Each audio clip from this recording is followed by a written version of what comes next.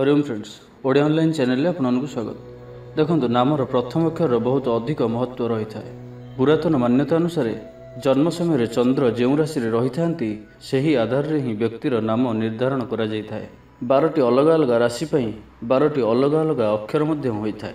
व्यक्तिर राशि व्यक्तिर स्वभाव और भविष्य सहित जड़ित किसी आवश्यक कथा जना जाई पारे।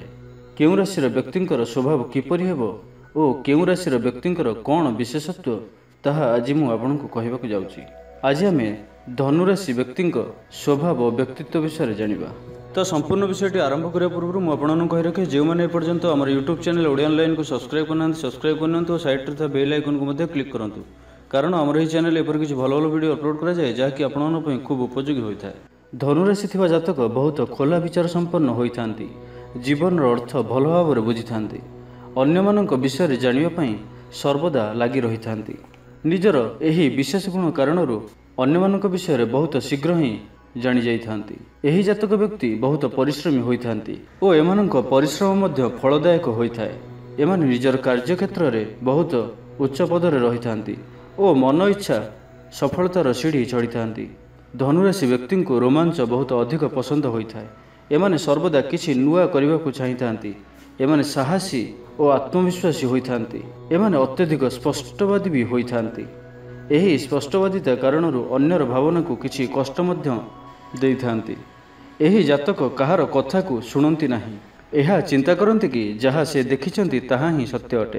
अन्य अर्थ रे कहबाकू गले जहाकू एमाने निर्णय करथांती ताहाकू ही एमाने सत्य मानिथांती। धनुराशि थिबा व्यक्तिंक मित्र मानक संख्या अधिक कम रही थाए।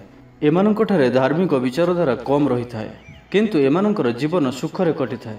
धनुराशि व्यक्तिंक ठारे धैर्यर अभाव होइथाए। प्रत्येक काम को एमाने शीघ्र ही करने को लगी थांती। एमानंकर संपूर्ण जीवन केवल परिश्रम करी रोजगार करिबारे ही बीती जाय थाए। निजर स्वभाव कारण एही जातक माने स्पष्टवादी होइथांती और काहाकू भी किछि विचार न करी किछि भी कहि देइथांती। एमानंकर एही स्वभाव कारण निजर लोक माने एमानंक ठारू टिके दूर रहिथांती। धनुराशि थिबा व्यक्ति अधिकांश निजर चिंताधारा को विस्तार करंती नाही और प्रायतः कन्फ्यूज रही थांती। एक निर्णय रे पहुंचवा पई एमानकू किछि अधिक समय लगी थाए। एही कारणरू ही प्रायतः एमानंकर क्षति ही अधिक होई थाए। प्रायतः एमाने अन्य कथारे मुंड खेलांती नाही और केवल निज काम ही मन लगाई रखती। एमानंकर गोटिए अवगुण यह जे एमाने बिना विचार करी ही कहा मन रे दुख पहुंचाई थांती और पर पश्चाताप मध्य करिथांती। धनुराशिर स्वामी बृहस्पति देव होइथांती। बृहस्पति देव सौरमंडलर सबुठारु बड़ ग्रह होइथांती। सेथिपई देवतांकर गुरु अर्थात देवगुरु बोली मध्य कुहाजाए।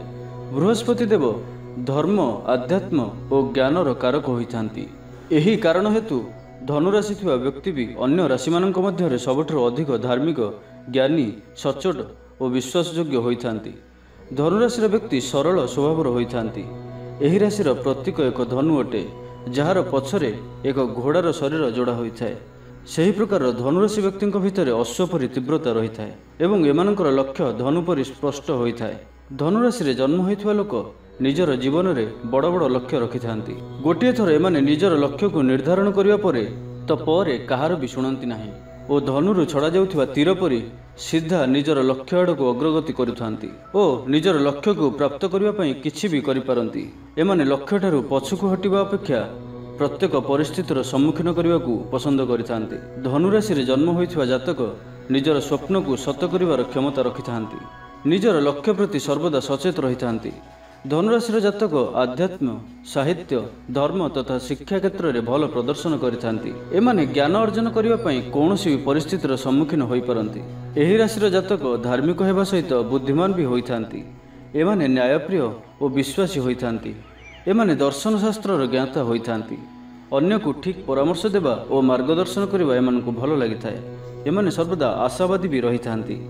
धनुराशि थिबा व्यक्ति जीवनर अर्थ जानिबाकु इच्छा रखिथांती और सर्वदा सत्यर अन्वेषण रे लागि रुहंती। एमाने निजर अनुभव और ज्ञान को अन्यमानक साथरे अधिकरु अधिक शेयर करबाकु इच्छा रखिथांती। एबा सुंतु जानिबा धनुराशि व्यक्तिंक भल पाइबार स्वभाव किपरि होइथाए। धनुराशि व्यक्ति निजर साथींक प्रति संपूर्ण रूप से विश्वसनीय रहिथांती।